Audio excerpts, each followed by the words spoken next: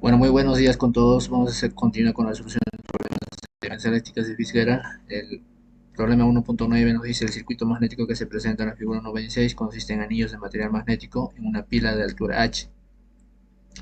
Los anillos presentan un radio interno R sub I y un radio externo R sub O. Suponga que el hierro presenta permeabilidad infinita e ignora los efectos del acoplamiento magnético y dispersión.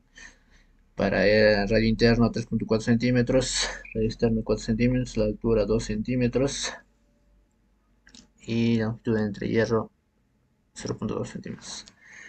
Entonces ahí se presenta el circuito magnético, ¿no? Con el devanado de número de vueltas y la corriente, los radios externo e interno y la longitud entre hierro. Bueno, lo que nos pide es calcular, ¿no? En la parte A, la longitud media del núcleo y la área de sección transversal del núcleo. En la B, la reluctancia del núcleo y del entrehierro. Para n igual a 65 vueltas, calcule. Parte C, la inductancia. L, parte de la corriente I que se requiere para operar una densidad de flujo del entrehierro de 1.35 teslas y la parte E, los acoplamientos del flujo lambda correspondientes a la bobina. Bueno, entonces en ese problema la longitud del núcleo va a ser justamente como es una parte circular, 2pi L, ¿no? Como longitud, 2pi R, mejor dicho. Pero en este caso, como hablamos de dos radios, están intentando sería 2pi radio externo menos el radio interno. Y se le va a quitar la longitud del entrehierro porque eso no forma parte de esa parte, de ese sector circular, ¿no? Sería 2pi por 4 menos 3.4 por 10 a la menos 2 menos 0.2 por 10 a la menos 2, ¿no? Todo esto está expresado en centímetros. Entonces eso va a dar un valor de 3.57 centímetros.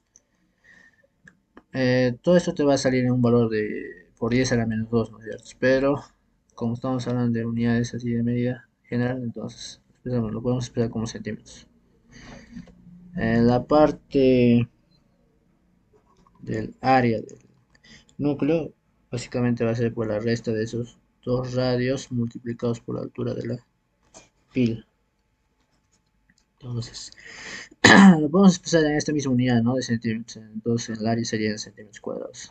4 menos 3.4 por la altura de la pila, que en este caso era de 2 centímetros, ¿no? O sea, por 2. Y eso nos daría 1.2 centímetros cuadrados.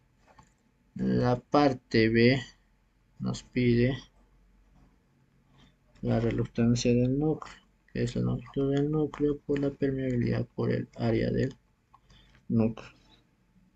Entonces, la longitud del núcleo 3.57 por 10 a la menos 2 entre la permeabilidad que es infinita por 1,2 por 10 a la menos 4, que es justamente esta área, ¿no? Que vamos acá. Entonces sería 3,57 por 10 a la menos 2 entre el infinito. Entonces, como estamos siguiendo entre un valor infinito, aproximadamente ese valor es 0, ¿no? 0 amperes vueltas sobre Weber. Listo. La reluctancia del núcleo. Longitud, digo, del entrehierro. Longitud del entrehierro por la permeabilidad exterior por el área del entrehierro. Como es una permeabilidad infinita, podemos considerar el área del entrehierro igual al área del núcleo. Entonces, la longitud del entrehierro 0,2 por 10 a la menos 2 entre la permeabilidad exterior que es 4pi por 10 a la menos 7 por 1,2 por 10 a la menos 4. Listo. Esperando eso nos va a salir 1,33 por 10 a la 7. Ampere vueltas sobre Weber. Listo. Eso sería, ¿no? La parte C nos pedía la inductancia. La inductancia viene a ser, bueno, n cuadrado por la permeabilidad del exterior por el área del entrehierro, pero como es igual que el área del núcleo, entonces por eso lo pongo en la sub C, ¿no? Entre la longitud del entrehierro. Esto se va a sacar a partir de que la permeabilidad, como es infinita, entonces la reluctancia que se va a tomar en consideración va a ser del entrehierro, ya no del núcleo, porque justamente acá ya tenemos un valor de cero, ¿no? Entonces, por esa parte se estoy cocinando. El número de vueltas, creo que nos da, ¿no? Para n igual a 65 vueltas. 65 al cuadrado por 4 pi por 10 a la menos 7 por el área del núcleo 1,2 por 10 a la menos 4 entre, bueno, ahí no, un poquito más notorio, entre 0,2 por 10 a la menos 2. O sea, claro, 0,2 centímetros, pero hay que expresarlo todo en metros. Entonces, todo ese cálculo nos va a salir 0,319 milihenries. Mili es por 10 a la menos 3, pero como lo expresamos en su unidad normal, entonces milihenries sería la parte de que nos está pidiendo. La parte de la corriente que se requiere para operar una densidad de flujo de 1,35 teslas. Entonces, la densidad de flujo del entrehierro básicamente va a ser el flujo magnético entre el área del entrehierro. El flujo magnético justamente es la fuerza magnetomotriz, que es N por I, o sea, número de vueltas por la corriente, sobre la suma de las reluctancias. Reluctancia del núcleo más la reluctancia del entrehierro por la sub G. Ya. Bueno, de ahí vamos a despejar la corriente, ¿no? La corriente vendría a ser igual a la densidad de flujo del entrehierro por la reluctancia, la suma de las reluctancias por el área del núcleo, porque es una permeabilidad infinita y ambas áreas, tanto del entrehierro como del núcleo, son iguales entre el número de vueltas. Siendo eso sería 1,35 que nos da por toma, digo por la suma de esos dos justamente me va a dar solo el valor de la reluctancia del entrehierro, porque el otro es 0, 1,33 por 10 a la 7, por 10 a la 7. El área del entrehierro, digo del núcleo, es 1,2 por 10 a la menos 4. Todo eso dividido entre el número de vueltas que es 65. Y eso nos da un valor de 33,1 amperios, ¿no? Listo. En la parte nos está pidiendo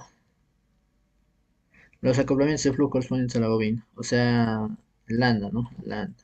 Entonces el lambda es el número de vueltas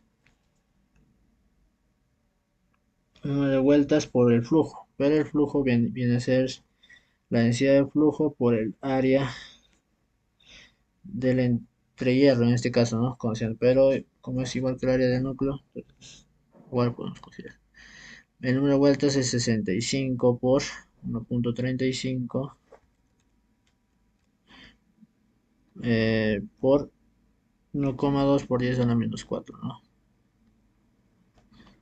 Y eso nos da un valor de 10,5 miliwebers.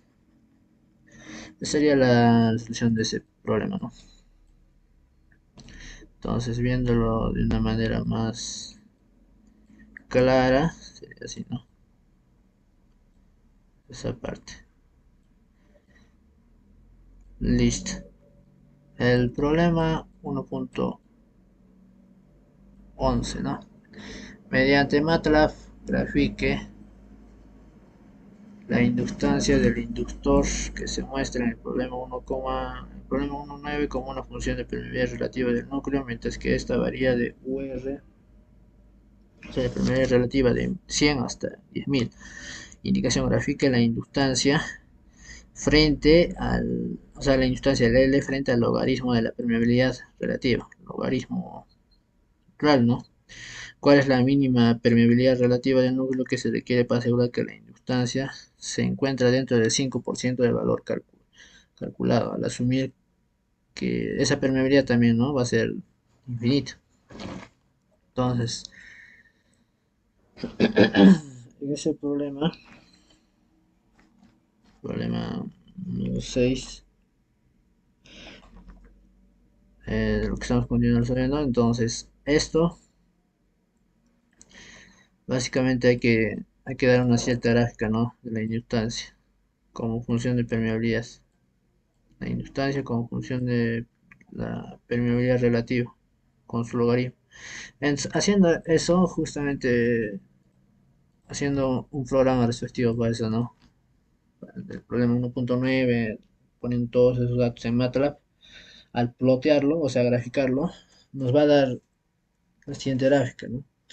Donde la inductancia va a variar desde 0.15 hasta 0.5 y el logaritmo de la permeabilidad relativa va a dar de 1 hasta 4. En el punto máximo de acá del pico se va a tomar ese valor de acá de 0.4 a 0.45. Y bueno, la permeabilidad relativa mínima del núcleo, en este caso, va a ser igual a 340, la mínima. Porque con ese valor, justamente cuando le aplicamos el logaritmo, esa permeabilidad relativa, nos va a dar este punto de este valor, ¿no? Que se va a pasar un poco del 0.15, ¿no? Supongo que será el 0.16, 0.15.5, sí. Digo, 0.155, sí. Entonces, eso va a depender de esta permeabilidad relativa. Sería la solución a ese problema, ¿no?, del 1.11.